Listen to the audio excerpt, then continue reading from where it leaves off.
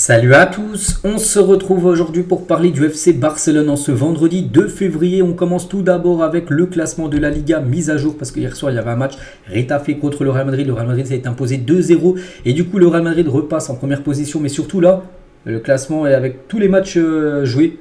Voilà, tout le monde a le même nombre de matchs joués, 22 rencontres. Donc le Real 57, Girone 55, Barça 47 et l'Atlético 47. Donc voilà, le Barça a 10 points de retard sur le Real Madrid à 16 journées de la fin. Donc mathématiquement, c'est encore jouable bien sûr de remporter la Liga.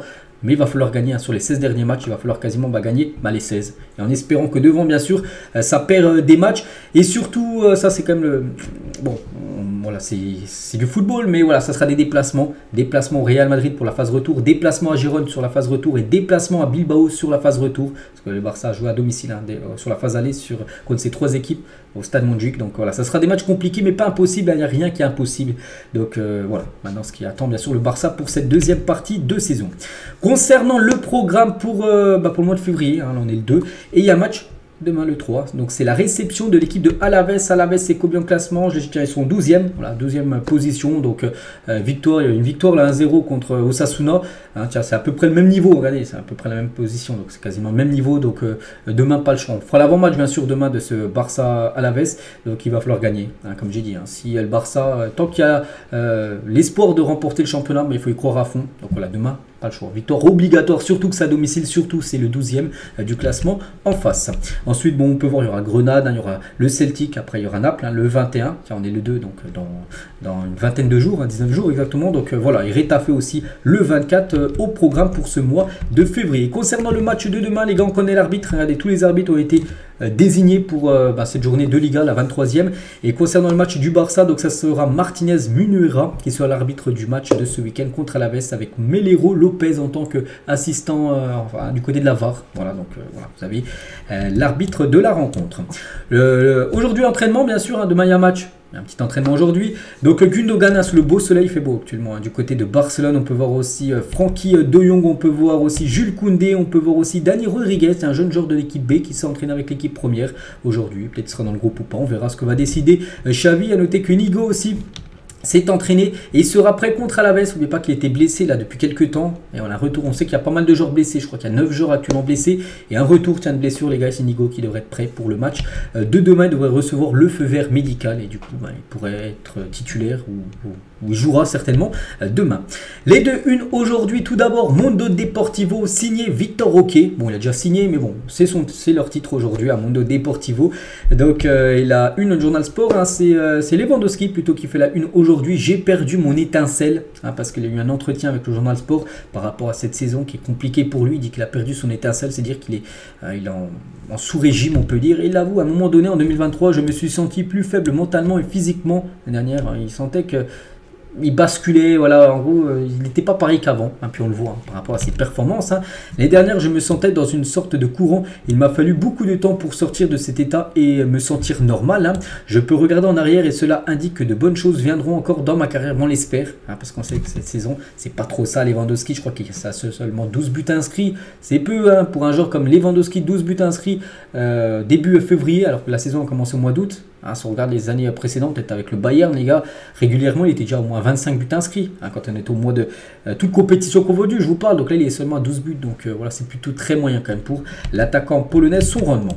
Les 3 seuls joueurs de l'équipe première du Barça qui ne se sont pas blessés cette saison, parce qu'il y en a. Hein, on sait qu'il y a eu beaucoup de blessures, mais il y a des joueurs pour l'instant n'ont pas été blessés, on espère pour eux qu'ils ne vont pas être blessés. Donc Inaki Pena, Oriol Romeu et Fermin Lopez sont les 3 joueurs à avoir eu aucune blessure depuis le début de la saison. Sinon tous les autres joueurs, ils ont loupé au moins un match à cause d'une blessure. Voilà, peu importe, hein, il y en a où ça a été long, il y en a c'est un peu moins long, mais voilà. Donc actuellement, voilà, il y a pas mal de monde à l'infirmerie, on le sait. Hein, donc Gavi, Baldé, donc forfait jusqu'à la fin de saison. Marcos Alonso, il y a aussi Ter Stegen qui va revenir là, très prochainement. Rafinha, les gars, Rafinha, tiens, il est de retour le 17 février. 4 jours avant le match contre Naples, donc voilà, il devrait être présent pour Naples et ça c'est une très très bonne nouvelle. Nigo Martinez, bon il est proche hein, parce que normalement demain il sera là. Sergio Roberto, il y a Félix, hein, Félix est blessé un mois normalement, et Ferran Torres également blessé un mois. Ferran Torres, on en a parlé hier, donc voilà. Concernant les blessures et pour l'instant voilà, ces 3 là pas de blessure, tant mieux. On continue, on va parler des joueurs qui se sont créés le plus d'occasions cette saison en Liga et on peut voir que Gundogan, très bien classé à la deuxième position. Bon, il y a Isco, joueur du Betis, avec 66 occasions créées, mais il y a Gundogan, 60 occasions créées à la deuxième position. Donc félicitations bien sûr aux joueurs blaugrana. On va parler maintenant de ce joueur les gars, donc c'est Bergwijn qu'on a beaucoup parlé ces derniers jours par rapport à une arrivée. Il a dit oui au Barça et en gros, il y a eu un coup de théâtre et c'est fou. Le Barça vient d'apprendre du camp de Bergwijn qu'il a changé d'avis et qu'il rejoindra les Spurs. Tiens, je ne sais plus c'était hier ou avant-hier pour ceux qui me suivent tous les jours. Je vous ai montré en plus la photo de lui avec sa famille. Ils étaient du côté de Barcelone. Je vais même montrer un taxi jaune, un jaune et noir, les taxis de Barcelone. J'ai dit qu'il était là, il était présent et en gros, il a fait volte-face. En gros, il ne va pas venir au Barça. Il va rejoindre l'équipe de Tottenham. Voilà, Lucas Bergwijn à Tottenham. C'est parti, here we go d'après Fabrizio Romano. Voilà, donc gros coup dur quand même pour le Barça parce qu'il le voulait. Et aujourd'hui fête ses 18 ans, tiens, en ce 2 février, c'est ses 18 ans. Donc voilà, il n'a pas voulu venir jouer au Barça, il préfère Tottenham. Voilà. Si un joueur ne souhaitait pas venir, qu'il ne vienne pas, tant mieux. Donc enfin, peut-être pas tant mieux, mais bon, c'est décevant bien sûr. Donc voilà, donc la famille de Lucas Bergwijn a préféré que Bergwijn poursuive sa carrière en Angleterre et vive à Londres. Voilà, donc s'il préférait rester en Angleterre, il n'y a pas de souci. Donc il a commencé à suivre Tottenham sur Instagram alors qu'il ne suivait pas cette équipe. Donc voilà, c'est un indice de plus qui va rejoindre cette équipe. Et il avait, tiens regardez, c'était le 24 janvier sur Barça Universal. En bas, on peut voir que Bergwijn, cible du Barça, a commencé à suivre Pocubarsi sur Instagram. Et on peut voir qu'il s'est désabonné de Pocubarsi, qui aurait pu être son coéquipier. Donc bon, après moi j'y peux rien, moi je relaye les infos, il veut pas venir, qu'il vienne pas tout simplement. Et tiens, un journaliste il a dit Barcelone n'est que pour les légendes, amusez-vous bien avec Tottenham, s'il va aller dans un club qui remporte vraiment 0 trophée. Tottenham les gars, on sait que c'est 0 trophée chaque saison. Le Barça on remporte quand même pas mal des trophées, même cette saison, bon ça semble peut-être compliqué, on verra. La saison dernière il y a eu 2 trophées remportés, s'il souhaite aller là-bas, voilà, c'est son choix, on le respecte et on lui souhaite bien sûr bonne chance. Donc il viendra pas bien sûr du côté du Barça. On continue les gars, votre meilleur ami dans l'équipe, donc c'est un journaliste qui posait ça, tiens, tous les jours du Barça. Donc pour Lamine Yamal c'est Fermin ou Baldé, voilà, et pour Fermin c'est Gavi ou Lamine, c'est meilleur ami. Pour Jules Koundé, son meilleur ami c'est Alejandro Baldé.